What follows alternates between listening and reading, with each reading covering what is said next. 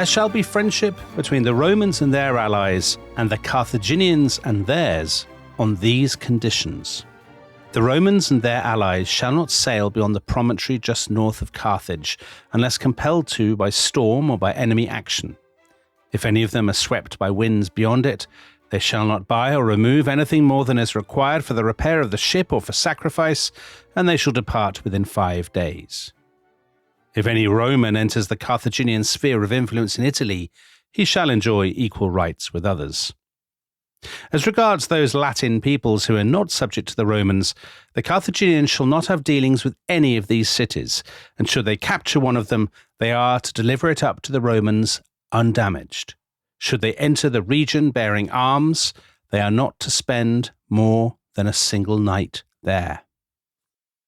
So that might sound a little bit obscure, but actually that is an enormously fascinating historical document, because that is the detail of the very first treaty signed by the future superpowers of the Mediterranean, the great powers that have dominated the world's imagination for so long, and they are Carthage and Rome, and that was signed in the year 509 BC. And the text comes from a bronze tablet kept in the Capitol in Rome. And Tom Holland, I believe I'm right in saying that it's a Latin so ancient and obscure that nobody knows, well, somebody must know, but very few people know how to decipher it. Is that right? It is an amazing, amazing text. And it's recorded by Polybius, who we've been talking about, this Greek who writes a history of the great wars that are fought between Rome and Carthage. And he reports, yes, that this text is very, very hard for people to decipher. But obviously the Romans keep it because they know that it is an absolutely key historical document. And it really is. It's amazing. All the stuff that we've been talking about in previous episodes about Carthage, you know, we're dependent on Greeks writing stuff about 2 centuries before or whatever. But this seems to be an authentic record of the dealings between Carthage and, you know, this emergent power in central Italy, this city called Rome, which really has not intruded at all on the imaginations of outside peoples until this point. So at this point, they're not the great superpowers, right? They're absolutely not a great superpower. No, they're absolutely not. And it's fascinating because it does kind of give an insight into what we were talking in the previous episode about how Carthage so this is the 6th century, is kind of maintaining its power. It's a commercial empire. And so it is trying to arrange treaties with all kinds of different powers. You know, they don't have to be superpowers. You know, they can be kind of minor powers like Rome. Yeah. So just, Tom, to recap, because obviously this is a Monday episode and lots of people might not have heard the series from last week. So remind us who the Carthaginians are, where they came from, and where Carthage even is. So Carthage is the most powerful and the richest city in the 6th, the 5th, the 4th centuries BC. It's very near where Tunis is now. So it's in North Africa, on that kind of point of Africa pointing up towards Sicily. And Carthage at this point, when this treaty is signed, its prime interest is in keeping the Greeks out of the Western Mediterranean. And so the Carthaginians have lots of commercial interests. And we know this, for instance, because not far north of Rome in this period, there's a town called Caere, which belongs to a people called the Etruscans. And they have a coastal settlement that is so full of Carthaginian merchants that it's actually called Punicum. So Punicus is the Latin word for Carthaginian. Yeah. And the Etruscans are kind of mysterious, powerful people at this point. They have a famously indecipherable language. They have a tremendous genius for reading the future. So they're experts in kind of reading the entrails of animals and all that kind of thing. Yeah. And they seem to have had a delightful domestic life. So women have a very high status, and there are all these kind of wonderful funerary sculptures of husbands and wives sitting on couches, having a lovely time as though they're kind of sat down watching the TV or something. And so they're simultaneously mysterious people, but, you know, when you look at the sculptures that the Etruscans did, you feel almost like you know them. Okay. And in this period, Rome is not an Etruscan city, but it culturally, and some have argued militarily, it's maybe kind of subject, certainly, to Etruscan influence. And so, you know, for this reason, it makes sense for the Carthaginians. They're allied with the Etruscans against the Greeks, and it makes sense for them to sign a treaty with Rome as well. So at this point, what are we, the 6th century? In the last episode, we talked loads about the Carthaginians and the Greeks squabbling for control of Sicily. Yeah. So by this point, the 6th century BC, they're expanding their influence into mainland Italy as well. Is that right? but not in an imperialist way. They're trying to construct kind of trade treaties. They're kind of like Liz Truss. Right. Going around, Right. Global Carthage. With a little bit more success, I think it's fair to With a say. little bit more success, yes. So basically, they're trying to ensure that their sphere of influence is protected. So that's why the Romans are agreeing not, for instance, to go crashing into Africa. Right. That's why there are kind of requirements that their ships are not allowed to intrude into Carthaginian waters. Yeah. But equally, the Carthaginians are saying that, they will respect Rome's power. And it offers a glimpse of Rome at the beginning of her career. Mm-hmm. And this is fascinating because, of course, we know what is going to happen with Rome. Yeah. We know that Rome is going to become the supreme carnivore, the apex predator of antiquity. And what we're seeing here is the infancy of this predator. And I think that we are so attuned to the idea of the Roman Empire just existing, the idea that the Romans are this great military power.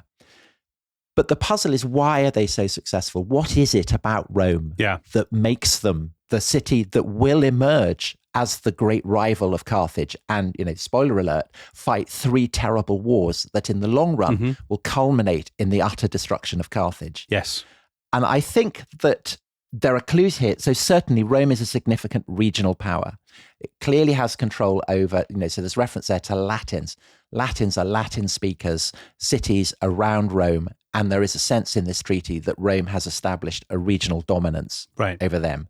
So that's fascinating. But I think even more intriguing is the date of this. So it's 509 BC. Mm-hmm. This is the date that's given by Polybius. And this is the date that traditionally the Romans saw as being the great change in their city's history, from a monarchy to a republican system of government. Oh, this is when they kicked out Tarquin the Proud. Tarquin the Proud. So the story goes that they've had 7 kings, descended from Romulus, the founder of the city. Tarquin is the 7th. He has a son called by Macaulay, and the great Victorian writer in the 19th century, False Sextus. False Sextus. False Sextus. And he rapes a noble Roman virgin. Mm-hmm. She kills herself in front of her father, and the Roman aristocracy and the people are so appalled by the crime that Sextus has committed that they throw both Sextus and Tarquin out of Rome. There's an attempt by an Etruscan king called Lars Porsena to try and take Rome back, but the Etruscan ranks are kept at bay by Horatius and 2 of his friends who stand on the bridge. Oh yeah, the bridge. Love Horatius on the bridge. While the other Romans hack it down, 2 of the defenders scarper back. Horatius stands there. The bridge comes crashing down. Horatius in full armor jumps into the Tiber. Is he going to drown? No, he makes it to the Roman side.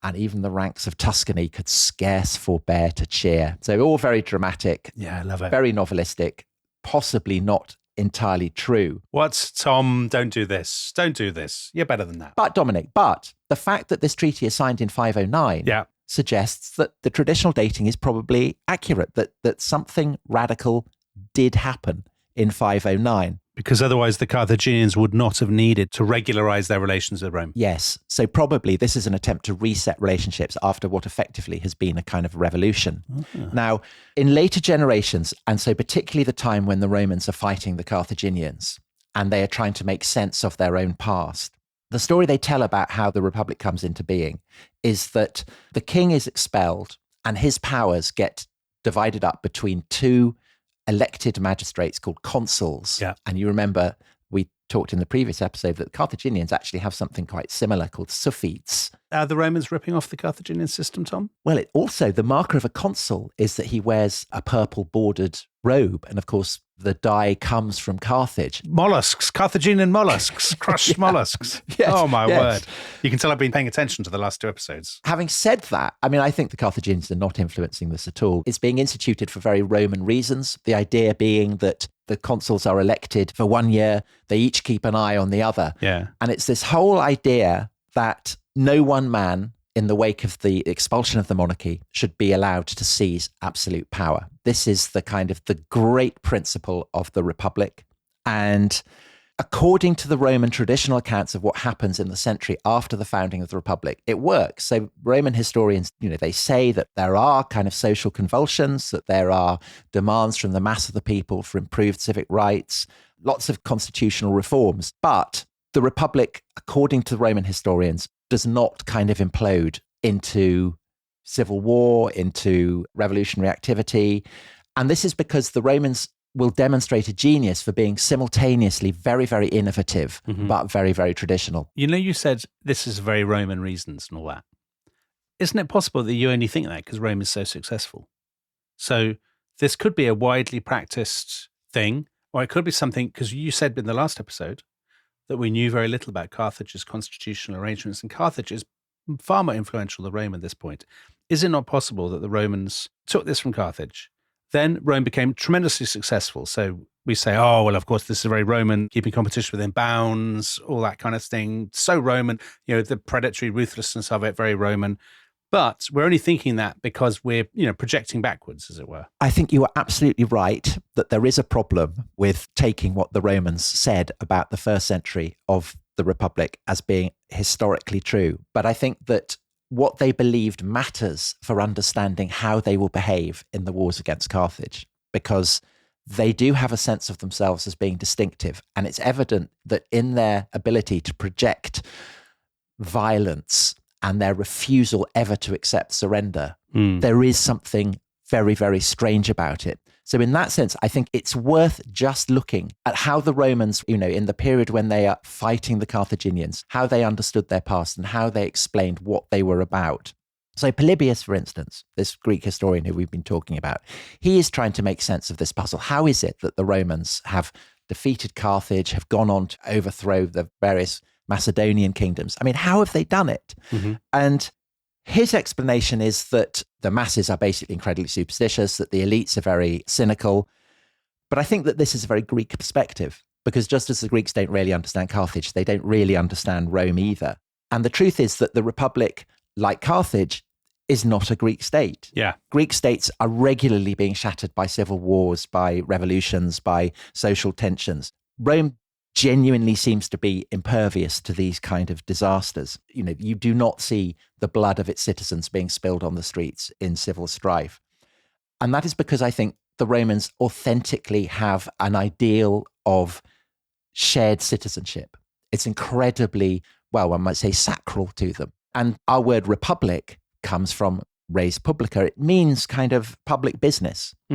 So every Roman, by the time that the wars against Carthage are being fought, every Roman has this ideal that his sense of self-worth exists in the context of what his fellows think about him. Yeah. So the Romans have this word honestas, which means moral excellence, but it also means reputation. The two are kind of indistinguishable. The Romans don't separate the two out. There are basically two corollaries of this. So the first is that this stuff about the consuls, these kind of rival magistrates who are simultaneously kind of working together. Yeah. This is what every Roman wants. And this is the supreme honor. And every time that there is a kind of a civic convulsion in Rome, more magistracies are given, meaning that there are more prizes, meaning that there are more opportunities for Romans to rise up through the ranks, to gain honor. And so the effect of that is to kind of channel the ambition for glory that Roman society seems to have encouraged and keep it within civic bounds. So it works for the benefit of the whole mass of the people, for the res publica, for the Republic, rather than kind of fragmenting outwards and setting powerful men against powerful men. So that's one corollary of it. Every Roman, right from the lowest right the way up to the top, is keen for the kind of glory that is judged by your fellow citizens. Right. So it gives an incredibly powerful civic identity. But of course, this is terrible news for the Romans' neighbors, because how do you obtain glory? Basically by going out and fighting and conquering your neighbors. And so every citizen is expected to fight. So the word legion, a legio, is a levy. Every citizen is expected, when war is summoned, to go out into the Campus Martius, the plain of Mars, which stretches outside the walls of Rome, and to be enrolled in a legio, in a legion. And this commitment never to accept disrespect, never to accept dishonor, is manifest in what to their enemies seems a kind of terrifying commitment to violence. So when the Romans capture a city, it's not just that has kind of resisted them, that has refused to surrender or has committed some kind of perceived crime against Rome. The legions they'll not only take the city by storm, but they will kill every living creature within it. So, dismembered dogs. Dogs is very harsh. The heads of cattle and horses kind of littering the streets. Yeah. So it's terrifying. Mm-hmm. But they're not barbarians. They're fighting in a kind of coherent civic body. Yeah. It's just that, this is an utterly lethal predator. I'm not convinced that's much consolation to the dogs. But anyway, there you go. No consolation at all. I mean, you would not want to be a dog in a city that has offended the Romans. No. I mean, absolutely terrifying. So with those who resist them, they are terrifying. Yeah. But there is also, again, and this is something that contrasts with the Greeks, you think of a city like Sparta that is so xenophobic that they won't even allow strangers into their city. The Romans are very, very generous with their citizenship. And again, this bewilders the Greeks. So according to legends, you think of Athens, the story there is that people rise up from the soil, that the Athenians are born from the earth of Attica. The Romans freely admit that when Romulus founded the city, he summoned people from all around, kind of criminals, escaped slaves, whoever, it didn't matter. These are where the Romans come from, according to their own legends. And even the most powerful of dynasties in Rome are perfectly happy to celebrate their immigrant status. So you think of one of the most famous political dynasties in Rome, the Claudians, which will, the Emperor Claudius is descendant of them. According to tradition, this is founded by a guy called Attius Clausus, who migrates to Rome from the kind of the hills beyond Rome 6 years after the founding of the Republic, so in 503. And a decade later, he's become consul. And from that time on, the Claudians absolutely dominate the lists of consuls. So there will be Claudians taking a part throughout the history of the Punic Wars. And it's not just kind of powerful people or immigrants coming into the city. The Romans are also very, very good at integrating cities that they've defeated. So in the 350s, this is 150 years after that peace treaty that the Romans signed with Carthage. Yeah. Rome is still the dominant power in central Italy. But then in 340, all the Latin cities rebel against Rome. And basically they're annoyed at being treated as subjects rather than allies. And the Romans defeat this rebellion, but they kind of draw a lesson from it that what had previously been a kind of a league of the Latin cities, kind of like, a Latin European Union, this is no longer acceptable. Every city is going to have to be treated individually. And so the Romans divide and rule with the Latin cities. So some are enrolled as Roman citizens. Others are given a kind of subordinate citizenship. Cities that had been inveterately rebellious are treated very harshly. So, their walls are razed, their elites are sent into exile. One of them has its entire fleet confiscated. The Romans take the prows of the fleet, which they called rostra, and put them up in the Forum, the great central space in Rome, to be a kind of a place where orators will go and stand. And this is where we get our word rostra from. And this kind of provides the blueprint that will be followed throughout the entire history of the Roman Empire, that you go in hard against your enemies, but those who are defeated or surrender or submit, you treat them very, very generously, and perhaps you enroll them as citizens.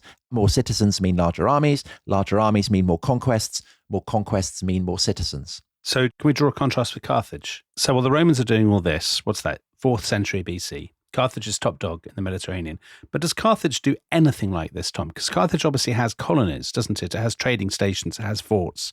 But has it got any similar history of incorporating? Are the Romans unique in that regard, would you say? I think they are unique. So Carthage has mercenaries. Mm-hmm. The mercenaries obviously do not have any civic sense of belonging to a single body. Yeah. A res publica.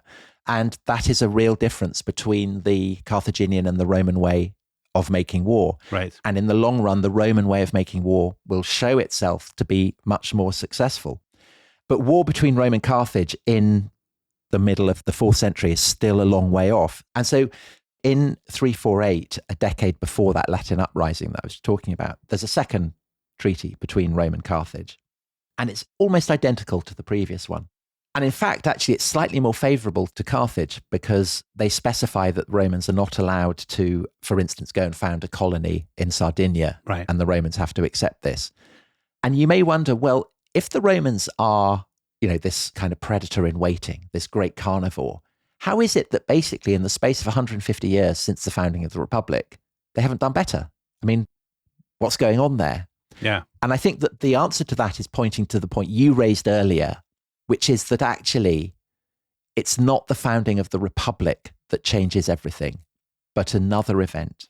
Because I think that the great event, the great turning point happens actually in 390 when Rome is sacked by a great army of Gauls. So the geese. Absolutely, the geese. So the Romans go out to meet this great warband of Gauls. They get annihilated at a battle. The anniversary of it will forever be commemorated as the darkest day in the Roman calendar. The Gauls then lay siege to the Capitol.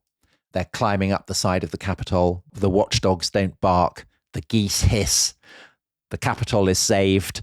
And from that point on, every year on the anniversary of that, the geese on the Capitol will be taken down into the forum to witness the crucifixion of the guard dogs. So, Wow. So all very odd.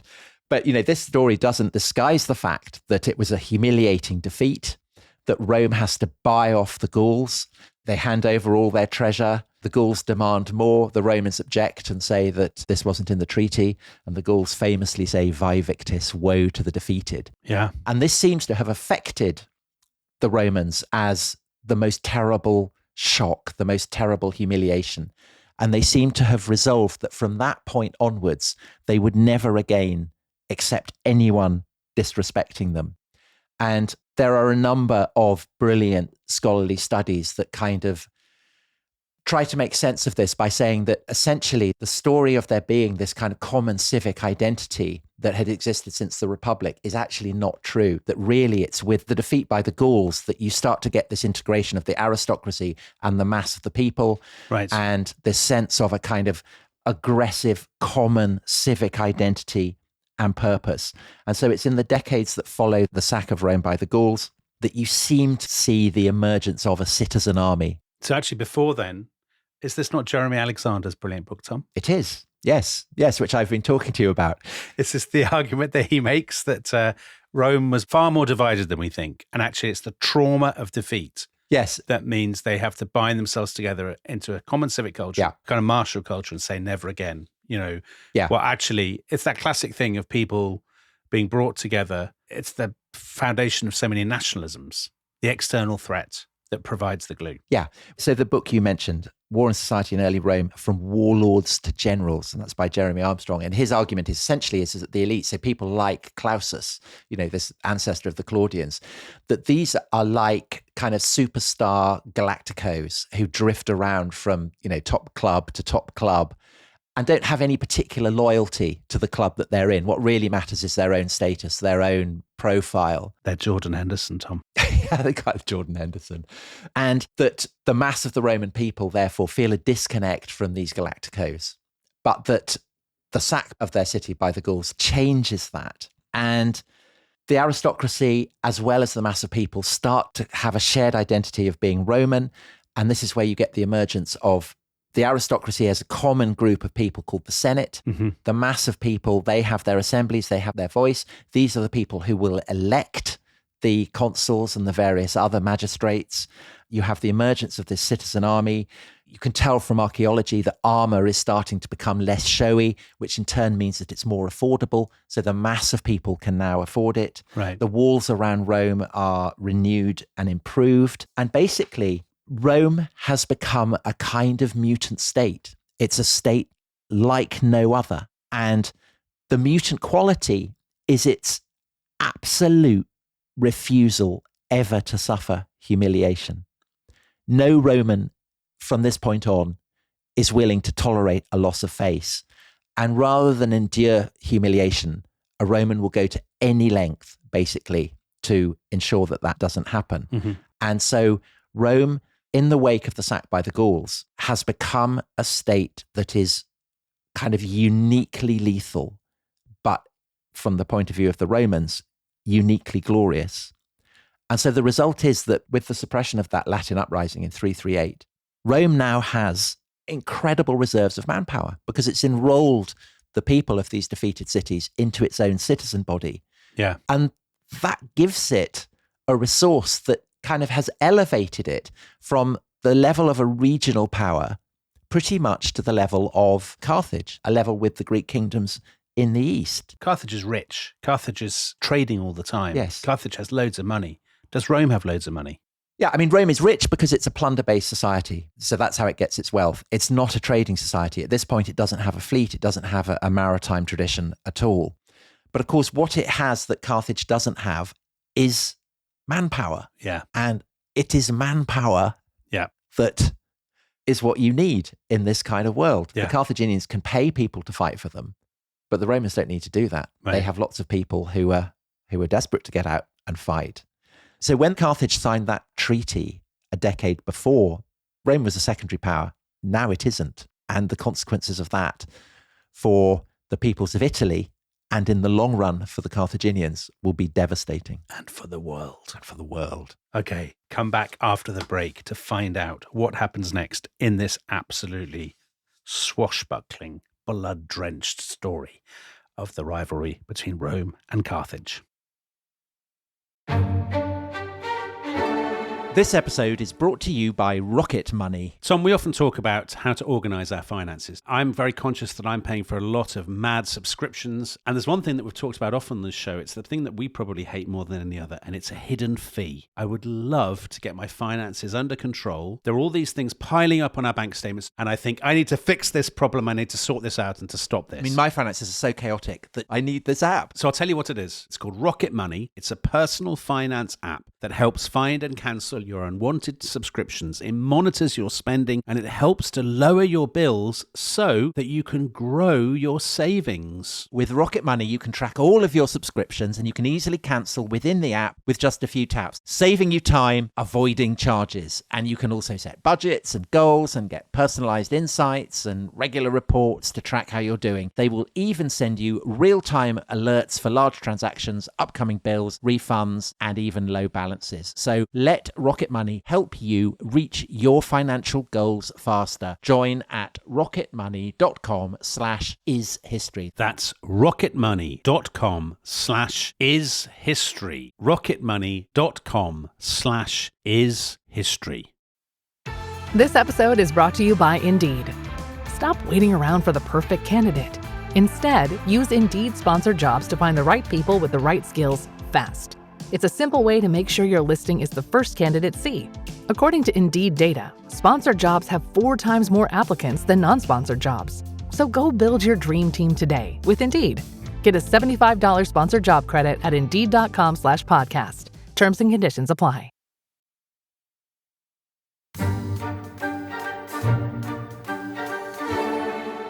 Now, in general, the Romans rely upon force in all their undertakings and consider that having set themselves a task, they are bound to carry it through. And similarly, that nothing is impossible once they have decided to attempt it. So, Tom, I know that's your personal motto, isn't it? And that's from Polybius. Absolutely. Well, it's the motto of the podcast, isn't it? And you absolutely believe both in the use of force and that nothing is impossible when you set your mind to it. So, that's Polybius talking about the Romans. That's taking them very much at their own estimation, isn't it? It is. That they're incredibly hard and nothing is beyond them. But bear in mind that Polybius, he's a Greek who's been taken Yes. as a captive to Rome. So he's in a position to Yeah. appreciate it. But is that true? I mean, let's be honest. Are they invincible? Are they peerless? All those things? Let us look at the evidence. So if we accept the thesis that was posited just before the break, that the great turning point is 390 BC, the sack of Rome by the Gauls, and the determination of the Romans from that point on never again to risk such a humiliation. Yeah. And maybe it takes them a few decades to forge this new kind of society, one in which the drive for honor is something that can be turned against Rome's neighbors. Well, by the 340s, all the Latin cities around Rome have been utterly subordinated to Roman authority. Lots of them have been enrolled within the citizen body of Rome itself. What happens next? How does this reliance upon force that Polybius identifies, how does it manifest itself in the context of Italian politics? So south of Latium, of the land of the Latins, there is Campania, which is Naples, Capua, both of them Greek cities, Pompeii, sheltering under Mount Vesuvius, rich, prosperous, civilized. But up in the mountains, you have a people called the Samnites, very hardy warriors, whose ancestors supposedly were led there from not far from Rome by, depending on who told the story, a bull or a wolf or a woodpecker. God, you wouldn't want to be led by a woodpecker, would you? I'd choose the wolf. I think I would. I was thinking about this. I think I would choose, because at least you wouldn't lose him, would you?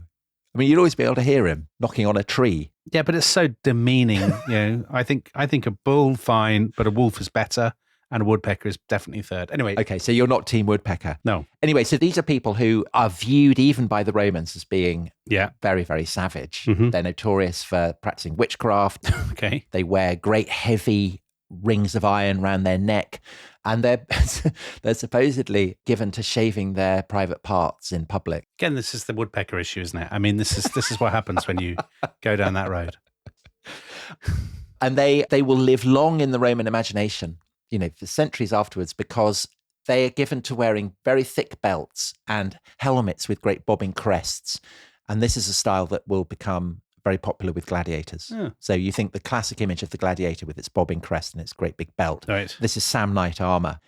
And so they're viewed by certainly the people down in the plains of Campania with contempt. Not unreasonably, I would say, Tom. So the Greeks particularly. Yeah. And so there are very hostile relations between Samnites and Campanians. The Samnites are always coming down, trying to kind of bully and intimidate the Capuans or the Neapolitans, kind of go off with their cattle, that kind of thing. And so in the second half of the 4th century, the Romans, who are now the great power in central Italy, get sucked into this. And they kind of come in on the side of Capua. They start fighting against the Samnites. They then get distracted by the Latin uprising. Yeah. And when they resume hostilities in 341, the Samnites immediately come to terms. The Romans patch up an alliance with the Samnites. The Campanians are now siding with the Latins. It's all very confusing. Okay. But I think what is obvious from this kind of whole confusing melange of Romans fighting Samnites on behalf of the Campanians, and the Campanians are then fighting with the Latins against the... I mean, it's all incredibly Balkan. What's clear is that the Romans are basically going to be going to war with the Samnites. And so it turns out, because in 326, war blazes out again. And this will last for 22 years. And the Romans carry it on despite the fact that they suffer one of their most humiliating defeats when they get trapped in a narrow valley called the Caudine Forks. Okay. And the Sabines, rather than massacring them, they play by the rules, because there are accepted rules in Italian warfare. If you capture your enemy, you force them to submit. So you make a yoke, you have 2 spears stuck in the ground, and then you put another spear across it. And the defeated army has to thread beneath this yoke. They have to agree to end the war, and they have to accept the terms of the conqueror. So in this context, after the defeat of the Caudine Forks, 2 Roman consuls who had been in charge of the army agree that they will withdraw what the Romans called coloniae, which are colonies, the English word comes from, which are kind of plantations of Romans in enemy territory. So the Romans have planted coloniae in Samnium, and the condition of their army being allowed to go is that they will withdraw this, and they swear this, to the gods and all this kind of thing. But what about this thing about the Romans would endure any suffering rather than be humiliated? Right, exactly. So when the defeated legions come down from Samnium into Campania, they're too humiliated even to show their faces in Capua. They're so embarrassed. They feel they've let the Capuans down, they've let the Romans down, but worst of all, they've let themselves down. Yeah. And when they get back home to Rome, they just go and lock themselves up in their homes and won't come out. And so the shame of this is something that is clearly insufferable. And so one of the consuls who has agreed to the terms stands up in the Senate and says, look, guys, it was me and my consular colleague who agreed this. You, the Roman people, did not agree this. So you can carry on the war. Of course, this will require me and my colleague to be handed over naked and shackled to the Samnites. But because we are patriotic Romans, we are willing to accept that. And so this is what happens. The Romans return to war. The consuls are given to the Samnites. The Samnites don't know what to do with them, so send them back, because they're still playing by the traditional rules. And the Romans embark on a kind of total war, endless, grueling sequence of campaigns. But by 304, the Samnites, they have no choice but to sue for terms. There's another cycle of war that breaks out in 298. But by 290, the Samnites have been decisively defeated. Roman colonies are planted across their land. The Samnites themselves are forced to become allies of Rome. Much of their land is annexed. And essentially, the Samnites are now being absorbed into the apparatus of the Roman war machine. Meanwhile, even as the Romans have been fighting the Samnites, they've also been going northwards attacking the Etruscan cities, conquering them, absorbing them into their framework of alliances. Yeah. Even the Gauls in the north of Italy are being forced to submit. And by 285, so this is, within the lifetime since that treaty with Carthage was signed, the Romans have conquered pretty much the whole of Italy. And all that remains really independent is the Greek cities in the south. So Magna Graeca, as the Romans called it. So to just pause a second and look to Carthage, the Carthaginians at that point do not have colonies and territories on the mainland of Italy and never have. Is that right? They have trading colonies. So they're kind of like... The sort of Hong Kong and Singapore type places. Not exactly, because they're not administered by the Carthaginians, but there are kind of colonies of Carthaginian merchants within all these various cities, and that is what the treaties have agreed to. But they haven't been conquered by the Romans, or they have? They have been conquered by the Romans, yeah. But the Romans are just letting the Carthaginian merchants in those places crack on with it. Yes, because the Romans' treaty with Carthage provides for cities that are dominated by Rome. Okay. So the provisions of the treaty with Rome now governs the whole of Italy. Understood. So Rome and Carthage are still allies at this point. Yeah. And actually, the fact that Rome is now gearing up to attack the Greek colonies in the south of Italy, the area that had been settled, much as Sicily had been, southern Italy also had been settled by Greek colonists. The Greeks are the enemies of the Carthaginians. The Romans are now having a crack at the Greeks. So there's every reason for the Carthaginians and the Romans still to be allies. And the most powerful Greek city in the south is Tarentum, founded by the Spartans many centuries before and preserving that kind of military tradition. But the Romans are clearly too powerful for the Tarentines on their own to resist. And so they look around for an ally. And fortunately for the Tarentines, such an ally is there just on the other side of the Adriatic in the mountainous kingdom of Epirus, kind of around Albania, that kind of area. And its king is a guy called Pyrrhus. I hope he doesn't win a Pyrrhic victory, Tom. Well, so Pyrrhus he's very much an Alexander the Great wannabe. Right. He's stuck in this kind of mountainous sub-Macedonian kingdom. Yeah. And he wants scope for glory. And he's a very, very proficient general. He's been kind of swaggering around the Eastern Mediterranean, scoring all kinds of victories.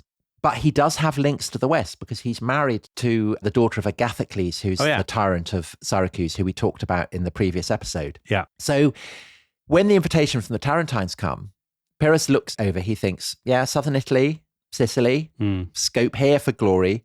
And so he crosses the Adriatic with an enormous army that features, for the first time in Italian combat, war elephants. Okay, can we stop and talk about the elephants for a second? Because I love an elephant on the rest is history. The elephants he has presumably got because as king of Epirus, he and part of the kind of Macedonian Hellenistic world, he presumably has got those from the Seleucids, from the Greek Empire in Asia. Yeah. I'm guessing. Yeah, they've come from India. Yeah. There's a great deep water port on the Red Sea where vast ships come with elephants and basically you can source elephants from there, or you can source elephants from the kings in Syria who have access kind of across the land channels. So this is how you get elephants. Or there's a particular kind of elephant that is now extinct that is in North Africa. So this is where the Carthaginians get their elephants. Is that so? Yeah. Oh. So elephants are available if you want them. Right. And why wouldn't you? And Pyrrhus does want them. Quite right too. Because of course horses are terrified of elephants. Yeah. Cavalry charging along and you see an elephant and they all go screaming off in reverse. And of course they can go crashing into a line of infantry, stampede them, terrifying. The issue with elephants, Tom, I know we're not the rest as military history, but I believe the issue with elephants is that elephants can easily be frightened and will stampede their own side. That is constantly a risk. So they can be a tremendous liability. They can be. But if you're a top general like Pyrrhus, you know how to control them. Yeah. And so Pyrrhus in 280, he lands in Italy and he brings a whole load of war elephants.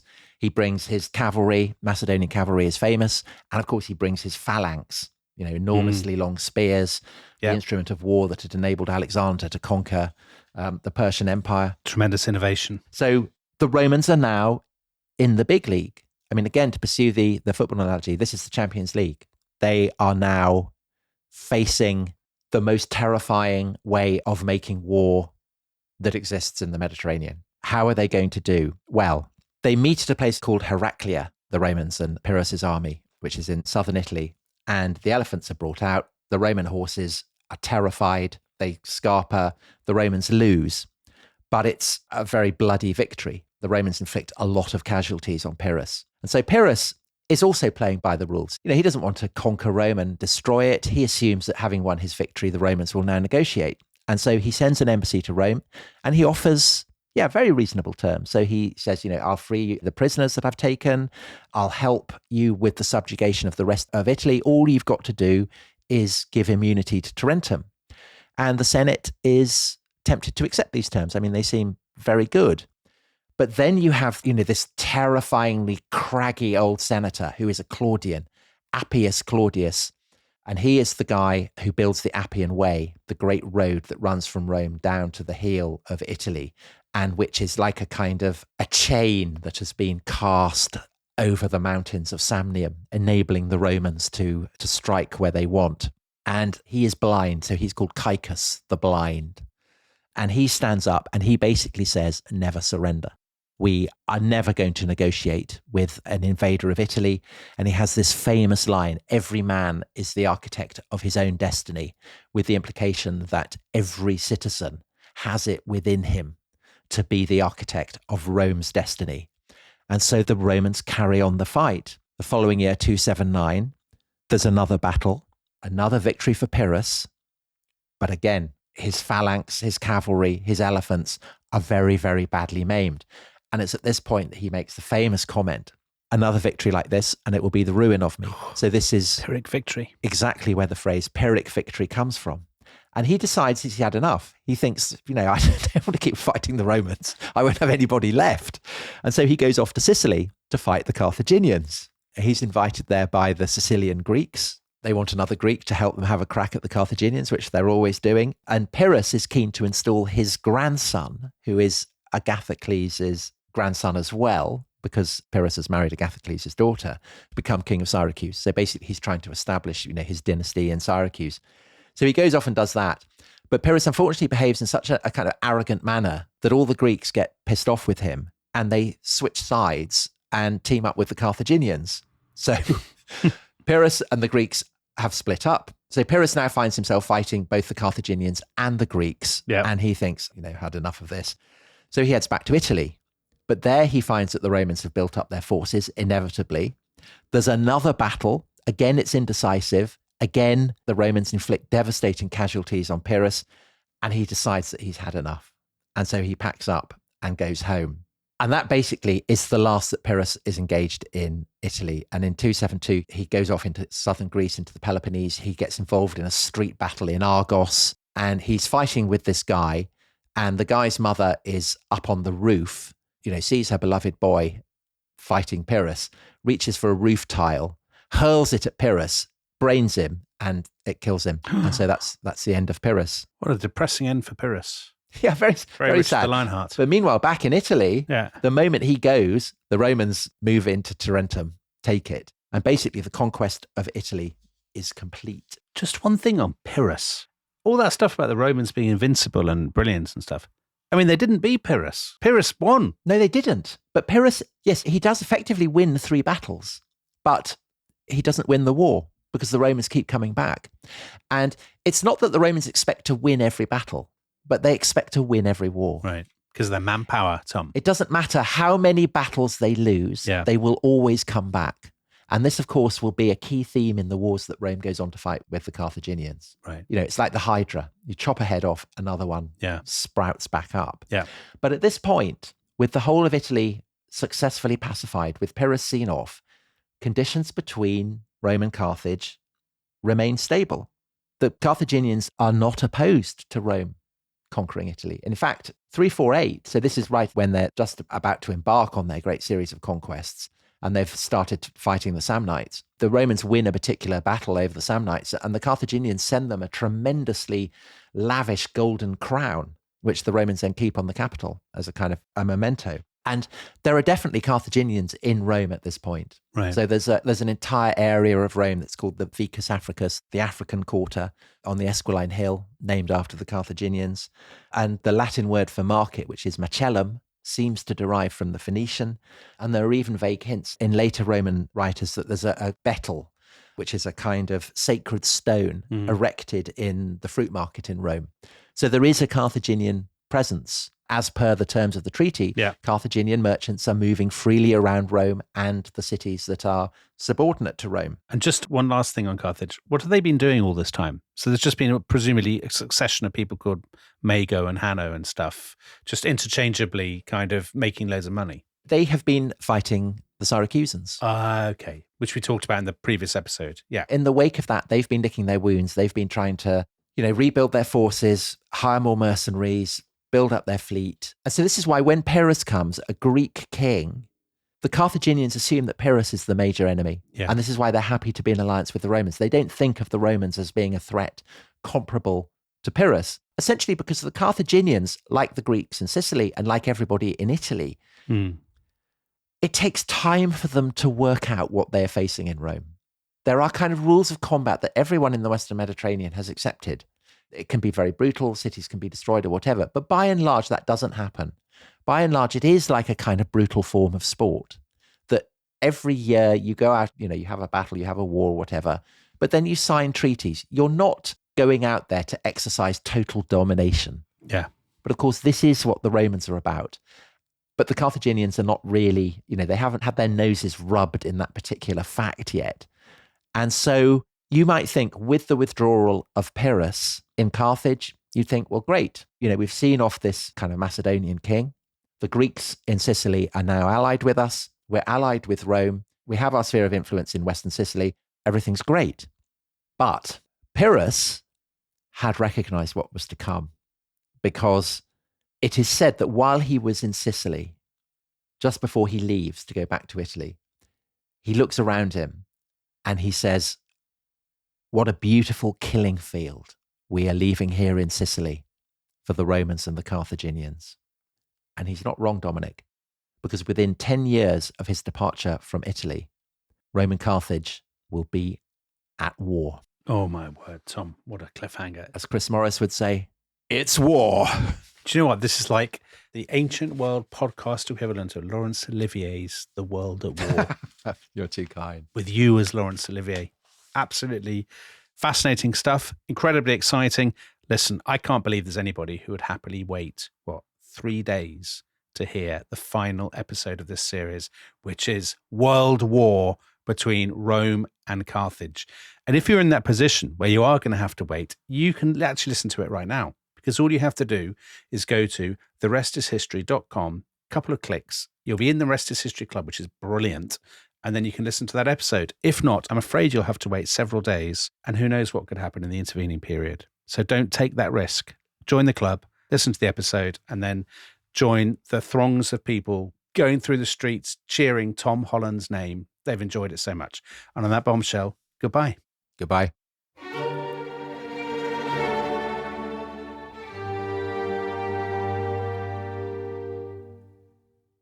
Well, the holidays have come and gone once again, but if you've forgotten to get that special someone in your life a gift, well, Mint Mobile is extending their holiday offer of half off unlimited wireless. So here's the idea. You get it now, you call it an early present for next year. What do you have to lose? Give it a try at mintmobile.com/switch. Limited time 50% off regular price for new customers. Upfront payment required. $45 for 3 months, $90 for 6 months, or $180 for 12-month plan. Taxes and fees extra. Speeds may slow after 50 gigabytes per month when network is busy. See terms.